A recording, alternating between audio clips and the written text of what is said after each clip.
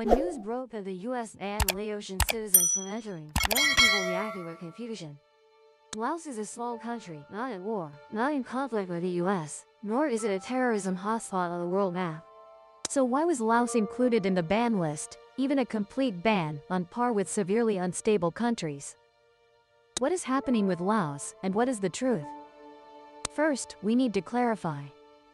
The US did not declare Laos a threat, did not say Laos has terrorism, is dangerous, or label Laos with any extremist tags.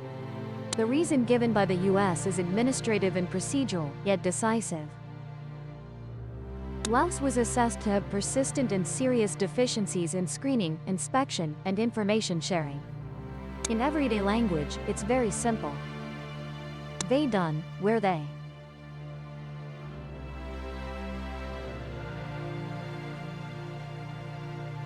For a country that prioritizes security like the US, if there's uncertainty, they will ban.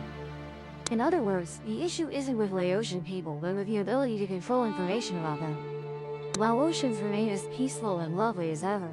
In the modern world, where security is measured by data, biometrics, and traceability. A country with poor management like Laos is assessed as high risk, even if they don't intend to cause that risk.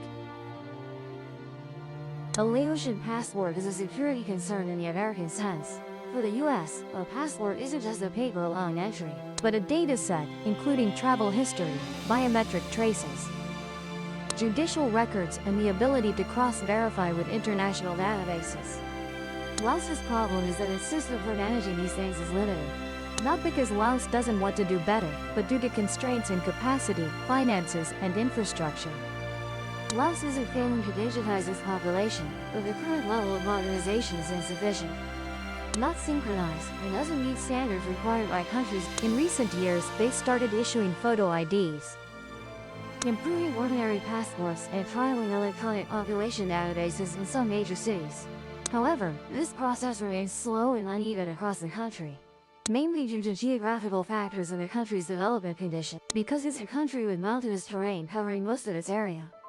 A scattered population distribution, with many villages far from administrative center. Transportation is difficult, telecommunications infrastructure, while financial resources and technological manpower are limited, making the collection, updating, and connection of population data very challenging. In many places, managing personal information is still manual, meaning data is recorded as asked, stored disjointedly, and not instantly connected to a common system. Thus, sharing security information with the US and Western countries is minimal.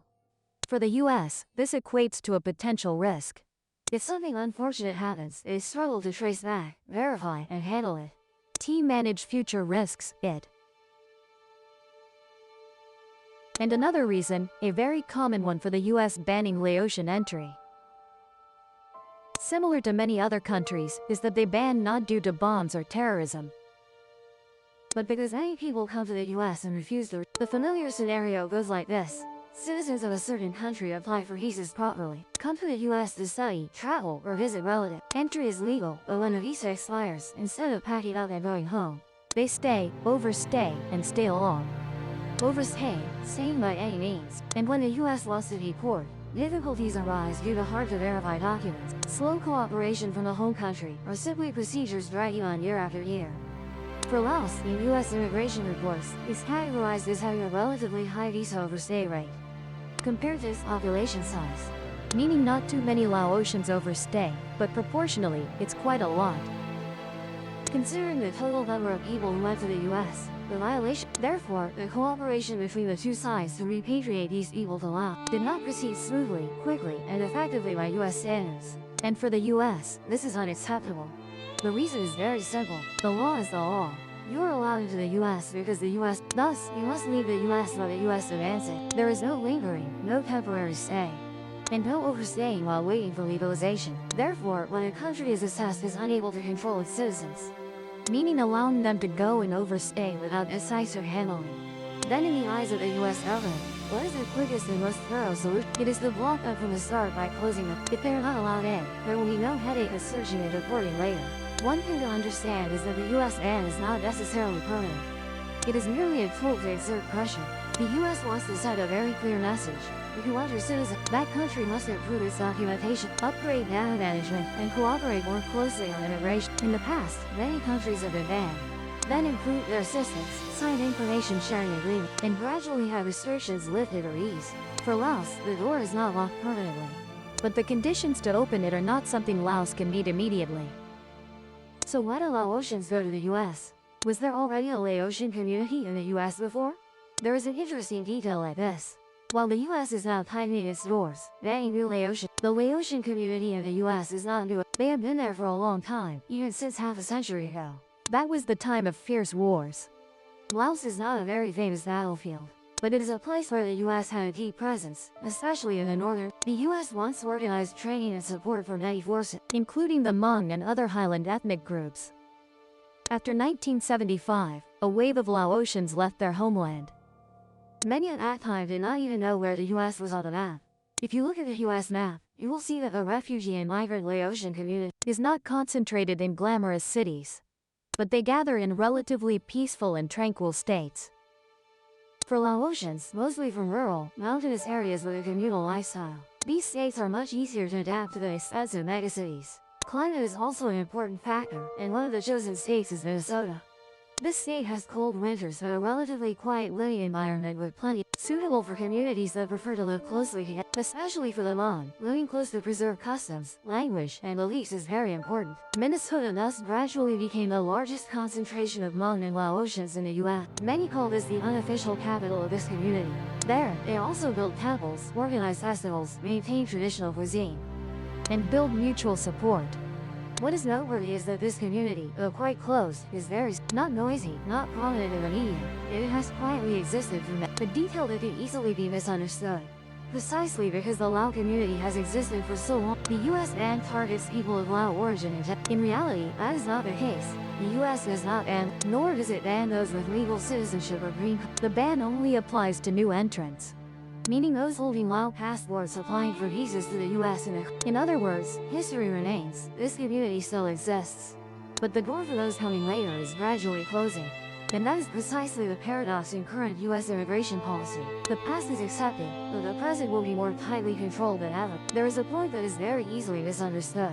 The US banning Lao citizens from entry does not mean the US discriminates against her, nor does it mean the US discriminates against Lao Americans, legally settled Lao people, for their descendants are not affected.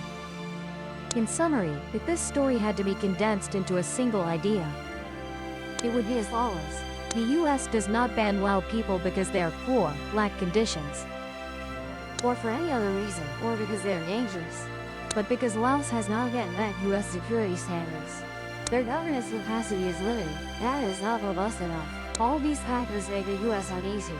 In today's world, power lies not only in military or economics, but also in the ability to control people through data. And when a country has not achieved this, they will pay the price with closed doors. Thank you for your interest in following this story. If you found it interesting, you can subscribe to the Hidden Ledger channel, turn on notifications, and now, please don't say goodbye. Subscribe to the Guy and Nigo channel.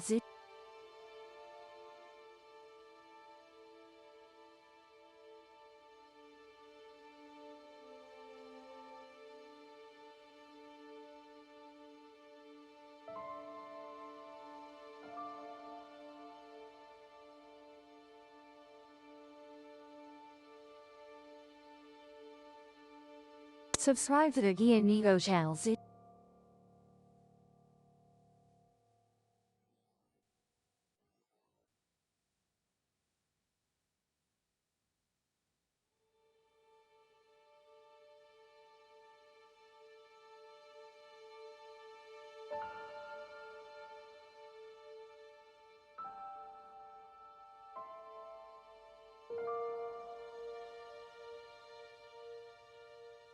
Subscribe to the Guy and Nigo channel.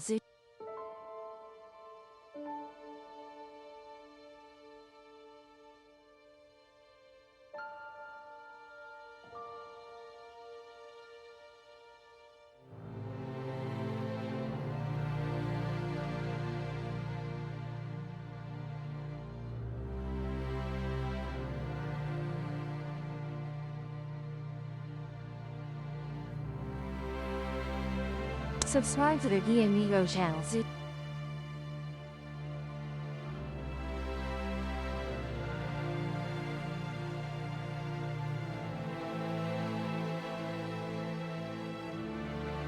Thank you for accompanying Haitan's story through various lands, exploring new things. Don't hesitate, leave your feedback and goodbye for now.